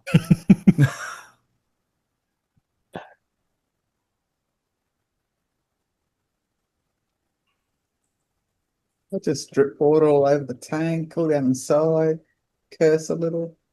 Want to borrow my towel, coach? Does it come in pink? I could make one for you, Mel. My bristle tooth will be hiding. What did you buy anything? Did you go to Moss End on Friday? Yeah, you can't see it very well because it's tilted, but I bought that trackie. Probably just see there. Trying to zoom in on my. Don't think you can, mate. Ooh. It's not letting me zoom. I bought that trackie. What else I got? Got a couple of crabs. Oh, that chalice, that orange chalice is a new one. So I want to fit another 2 on that ledge. Nice. So what would you do differently, Coach? I mean, I'll be honest, your system is so highly thought out and well planned and put together. I can't think of anything, but is there anything fundamental with your setup that you would do differently? Like, would you change the equipment, like manufacturers or anything like that? I don't think so. I think everything's been reasonably successful. I am on my second ATK pump, but after jumping a few hoops, that got sorted out pretty quickly. No, equipment-wise, I don't think so. It suits my needs, and like I said, I can quite easily tap into the sump for the second tank, so that works. Some of the problems that I have had and continue to have,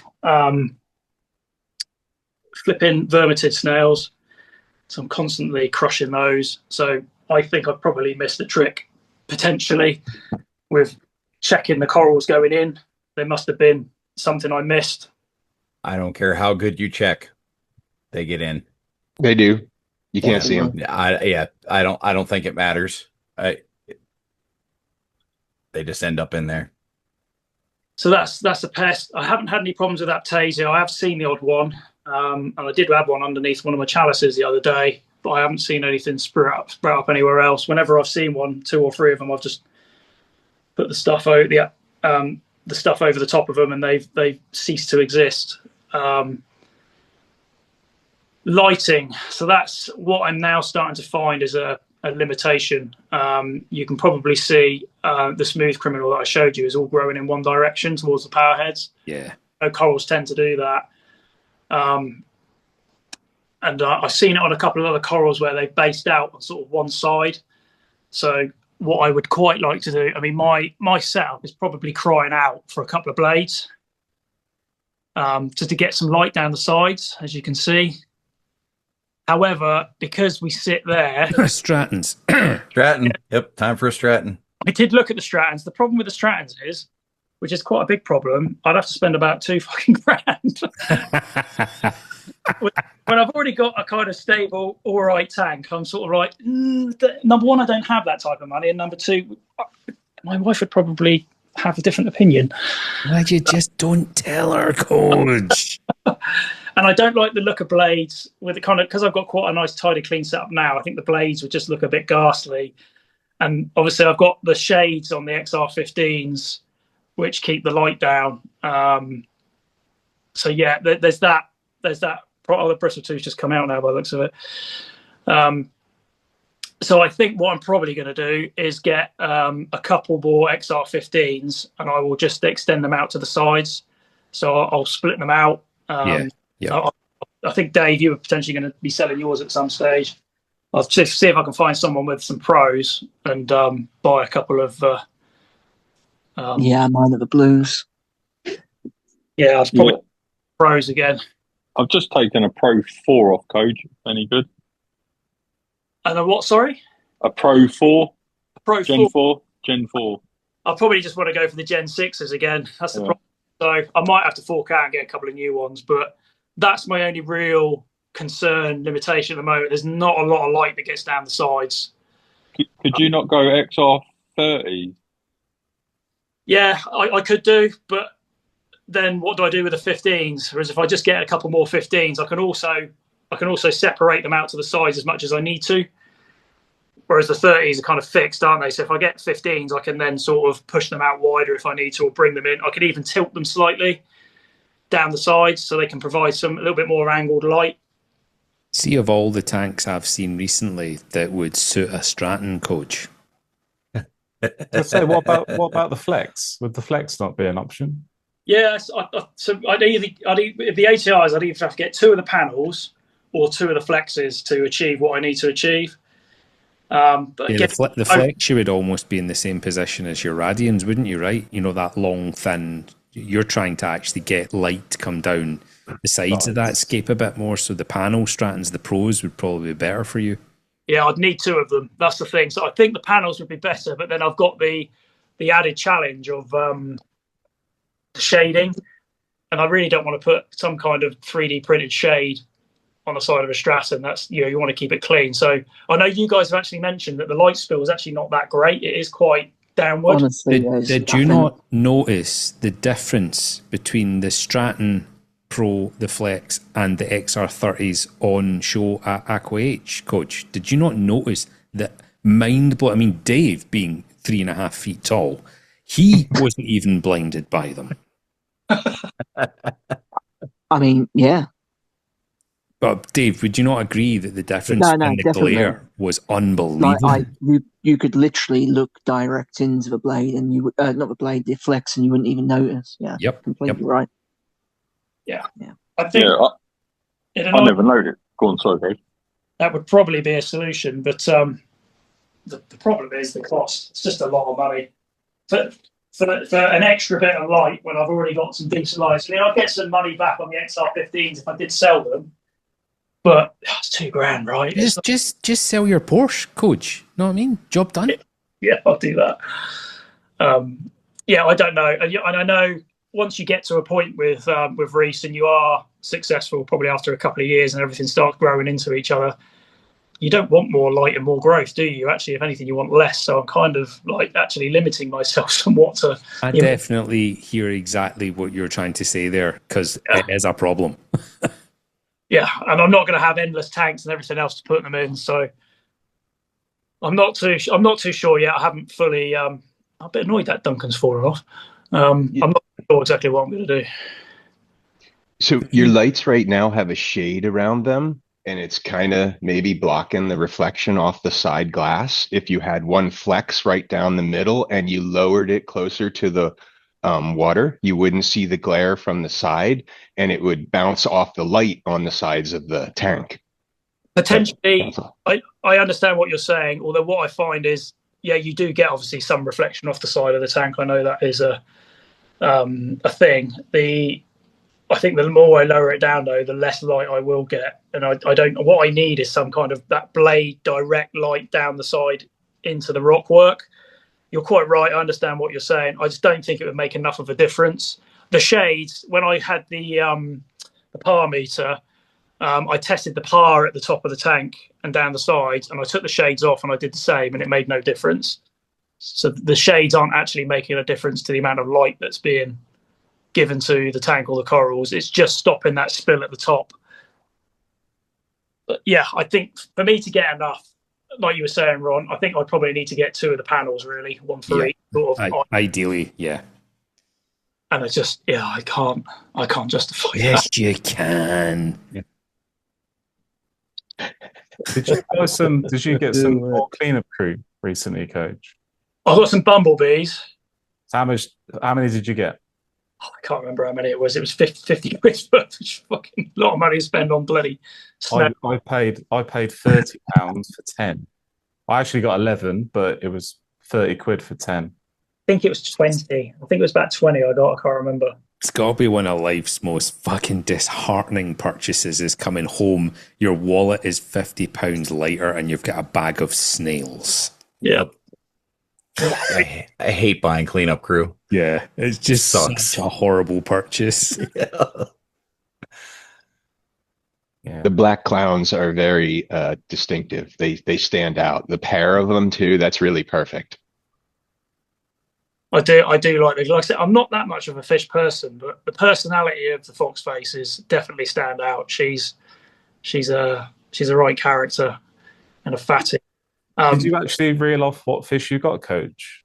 Did you actually name I what you did actually got? see the cherub angel there. You can see the bristle tooth. Mandarin's just coming for a show. She's a little fatty. That's spotted mandarin, Coach. Spotted, yeah. I ended up Nice. for a spotted. Just one Anthea? I was going to say, did you always start with one Anthea, or Just did one. you have a group? Yeah, when I was speaking to, I can't remember who I was speaking to, but it basically said you want sort of 5 or 6 or 1. So I went with 1. I think they're really pretty fish. My wife says, "Oh, it's just a goldfish." I'm like, Nah, they're gorgeous. And it's interesting that that is a male. Yeah. It looks like a nice meal. him and the cherub are always tussling with each other and sizing each other up, but never actually having a go at each other. It seems they chase each other around. The bristle-tooth chases the angel around all the time, and the goby. But yeah, you can see the blue cheeks are right fatty as well. And then the clowns at the back. I've got the 2 cleaner shrimp. I've got the blood shrimp. I started with 4 trochus snails, and now I've got 1 million. Well, there were 1 million, but the bumblebees have gone to town. Yes, but I don't have that many. I think it's enough fish for the size tank I have without too much fighting. But as you can see, I've got quite a lot of hiding spaces. So they can go somewhere and chill out if they need to. I think there's enough fish, there's enough movement, there's enough variety and colour. Certainly suits me. And then, yeah, it's more about the corals for me, really. There's a wee bit of space there for some acans, Coach. Yeah. I really like the acans. I thought they were a very static coral, but actually they do wave around quite a bit. They do. They're amazing. One of my favourites. Yeah, they're really pretty. But yeah, I do. My very, very favourite coral, if you were to nail me down, and again, this camera doesn't do the colours justice, but that rock flower there. That is beautiful. Again, it's much more vibrant yellow than you can see on this. It sort of dulls the colour a little bit with the filter. But how much was that? I've got a guy. So anyone in the UK who wants any rock flowers, let me know. I've got a guy that gets them direct, Aaron, and I can't. The more you buy, the cheaper they are. I think I get them for about £50 to £60 each. Is that the guy in Braintree? It is. I will be able to tell you. Asian bloke. Yes, but I go direct. He's got a WhatsApp, and I just go direct with him now because I bought a few corals off him. That Gonny, you see the purple Gonny, he basically did that cheap for me on a bunch of other stuff a bunch of rock flowers that I bought. I think I only paid about £60 for that big Gonny. But he's really good, but reasonably AC corals. Nice bits. And he sort of updates every so often with other stuff that he's getting in, but he directly imports them. So, and there's a few others in there you probably even can't see. There's one like under the rock there. Oh, that was another one that I got, Dave. That little blob you can see is a. I haven't seen these for a very long time. The polyps aren't out at the moment, but that is a leather coral with the bright green long polyps. Yeah. So once that settles down, got that from Moss End. Oh, there's a bumblebee snail there. There you go. Yeah, there's a few in there. I've started to get a few Cyphastrias, a green one there, just to kind of start going in the darker areas. You can probably see one behind the chalice there. And this is a bit of a sort of rock flower garden down the bottom. This Euphilia, I did put you can see it's not looking too great. I put a text up, or a message on the Discord a couple of days ago. That had a horrible big worm in it, so I've dug that out, and hopefully now it has come out a little bit. It will start to heal. Is that a cataphilia to the left? Yeah, it's a cat. It's quite a small one. I purposely put a small one to let it sort of grow out. They get big quick. Yeah, they can do. So that's quite a nice spot. And as it grows, like the rock flowers will just shift around. So if they start getting stung, they'll push out. There's a couple of fire mushrooms there. That's already split that I got from Sue. Yeah, there's a few bits and bobs. Plate coral. I think I got that with you, Dave, when we went in a few weeks back. Yep. Yep. Zoas kind of scare me, but I like the ones that you picked, and they seem to be happy on the left rock. Yeah. Yeah, so that is kind of a bit of an island on its own at the top there. That the rock that sits on top that covers the returns is just loose. So one of the reasons I kind of put them there is I can just pull that rock out, pull a load of stuff off of it and put it back, so it keeps them on there. That was the original place I put the Rasta Zoas, but the Duncan kept stinging them. So I also then moved it around to the other side, which you can see there, and they've spread there as well. So yeah, they grow pretty quick. That was just a few orange ones on a plug, and they've all sprouted about. They do tend to grow quite fast, the zoas. You've got such a nice mix of corals, Coach. It just looks like phenomenal to me. It's been very challenging to get the flow and light right in different places. But yeah, I really like a chalice as well. Chalice is really nice. That one there, you can see the original size of the frag, and it's all now grown out quite nicely and spreading around the rock. Lovely, yeah. If you remind me, Coach, on the meet up in the new year, I'll bring you a piece of chalice. Oh, nice. Thank you, mate. Yeah, I'm sort of, they're so vivid, so I really do like the colours. Again, unfortunately, this camera's not showing it off amazingly, but no, the forest fire that I got with Dave a few weeks back at Moss End is sort of growing quite nicely. I'll turn the pumps off and try not to drop the camera in the flipping tank, because this is my work camera, which would probably be a bad day. It'll settle down to the point that the only disturbance I'm then getting is from the return pump, but it's quite a bit of reflection there, but you get the idea. It's absolutely beautiful, Coach. Yeah, it's great. It's lovely. Very, very pretty tank, and you've done so much work in DIY to get it to where it is. I take my hat off to you. It looks amazing. Thank you, guys. Well, it's still only a year, so okay, like I say, there's still more. Does anyone have any other questions for Coach? Where will your second tank go, Coach?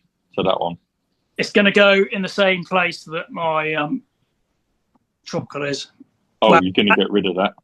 My wife and I have had a discussion. It's probably going to go where the Eiffel Tower is, which is a hot thing to say.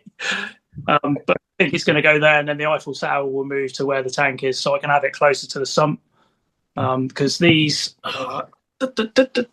so these are just, as you saw in my other pictures. Sorry if I'm spinning you around a lot. These are just vanity panels under the radiator. I can literally just pull them out. I mean, these ones I think I've only got a bit of Velcro on. I haven't pulled them out for a while, but you can see they just run behind there. So I'm going to do the same over the other side, and this panel literally just slides underneath the radiator in place. It just hides all the pipes and everything. It's beautiful work. Looks very smart. And you can see what I've done with the top in regards to the anti-siphon. So I wasn't brave enough. So this is my return, and I just teed off with an RO fin, and that just drops into the top. So when I knock off the pump, this is my air bleed. So basically, I don't really lose any level out of the tank at all. It just bleeds through here, and then that stops the siphon coming down. So this goes down to the bottom of the tank and in at the bottom, so nothing can gravitate back down to the sump. So basically a big siphon break. And it will be 2 tanks, 1 sump. 2 tanks, 1 sump, and I run my core 20 pump at about 45%. So I'll probably run it 90, 100%. and my next tank, which is going to be an anemone only tank. So I'm going to try and get a carpet anemone in there, which I've built the scape around. So I've got a big cup in the middle that the carpet will sit in with a bit of sand. And that will be flow from the return only. So I'm not going to have any power heads in there that anemones can go and get chewed up in. It's just going to be a return flow, and that's it in that tank. What's the time frame for the next tank then? I mean, obviously you've said is it your mum or your partner's mum is going to be taking that freshwater tank? So when's that happening? She's actually just finished having the carpets and everything done. So probably in the next few weeks we can do that. I've got the tank in there. I still need to do some plumbing and everything else and finish a few bits off. So probably the next 2 or 3 months, hopefully I'll have it in here and have it full of water. Exciting. I still feel like I've got a lot going on with this tank, but yeah. Well, listen, I'm sure everyone will agree with me. It's absolutely beautiful. And all of the work and DIY and stuff is this is why we do tank tours. Because to you, that is just your reef tank. But to us, it's like, oh my God, I never thought about doing that. And it opens up more possibilities of where people can actually have tanks in their houses when you run remote sumps. If you've got the space, I agree. Yeah, like you say, I could have just gone for a shallow sump in there, but it would have been a nightmare getting stuff in and out, and I wouldn't have had as much water volume. And so it works for me. I guess it depends on space and everything else. But yeah, it's just so much easier to work on. I can literally just lift the lid and away you go. It's absolutely beautiful. Thank you so much for giving us a tour. So if nobody has any other questions, we'll wrap it up there. I think the next tour is the end of November, and that's Pedro Bar all the way from Belgium. So that'll be an interesting one. But if anyone watching wants to get in touch and wants to book a tank tour, let us know. You don't have to have a presentation like Koje. He has kind of fucked it for everybody. You don't have to have as much pressure. You can just show us your system. Anyway, Koje, thank you so much for giving us a tour, and we will see you on the next one. Bye, everybody. Thanks, Coach.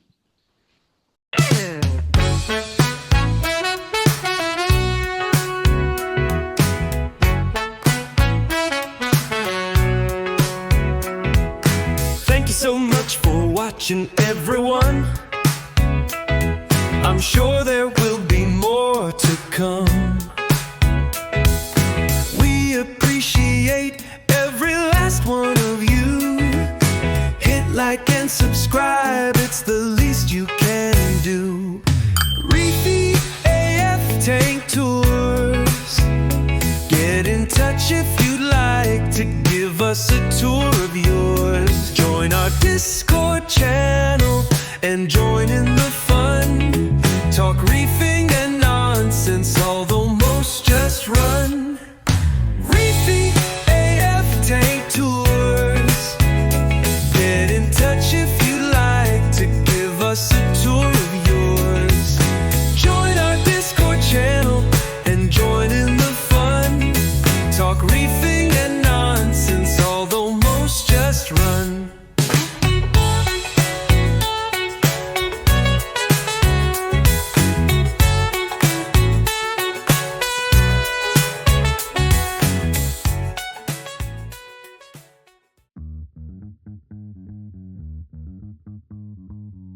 Can I ask, why is there a freshwater tank?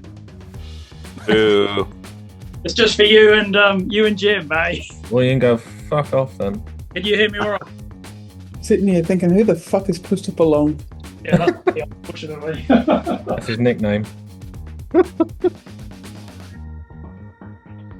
People are going We to have join a- the. we have they're a going to new join the tank person. tour. There's me thinking I was taking the piss with a freshwater tank. The No, actual no, wing no. one.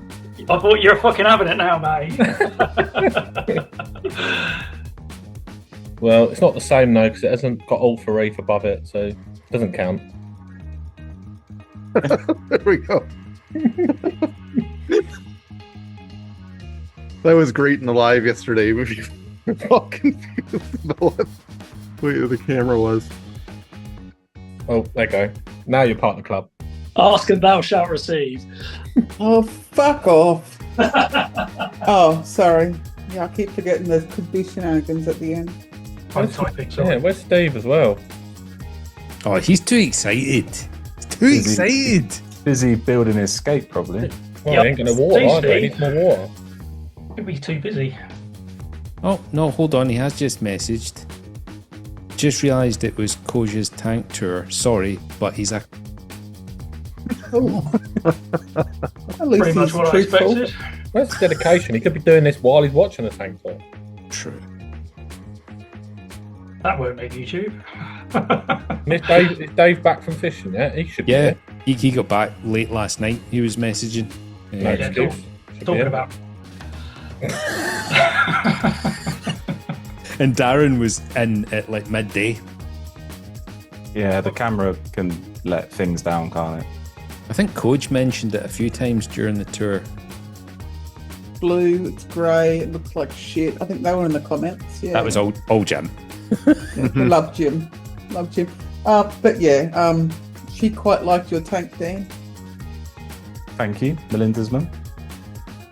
Did not like the language. What about the massive fuck written on your tank? It's still there, I can't get it off. Super glued on the weir. Nice. That's awesome. One of my carers coming tomorrow, I think. So yeah, I'm just going to have to cover up the front of the tank. Oh, Jason. Just leave it. Yes. Live with it. Hey, Jace. Jason. Morning. That's How we not doing? making the. That's the third time we've said today, so lots And of fourth. There we You go. gotta set the tone. You know, you gotta set the tone. I love when you say any word that rhymes with tone. I thought you were going to say any word that Why? rhymes with bone. No, it's your accent tone. I don't have an accent. You have an accent. I don't have an accent. say the dog and bone. The dog and bone. Bone. Set the tone. Actually, Monk's here. Is he driving whilst just Think purely so. steering No, his phone? he's passion to princess, isn't he? Shelley's driving. Shelley's driving. Hey, Shelley. Ron says hello. Some No. Scottish wrong one. Scottish wronging. Eddie, say hello. Hello, blurry people. It's like a crime watch, isn't it? These have been blurred out for their own safety. Yeah. Are they your kids, Darren? No, I just found him. That's why everybody's blurred. He just got in his car. I need a new cleaner and a new seamstress, so yeah, I thought they'd do. Let's leave it there. Seamstress.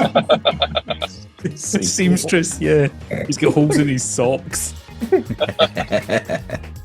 he doing to his socks? Uh, Climbed out of 1960.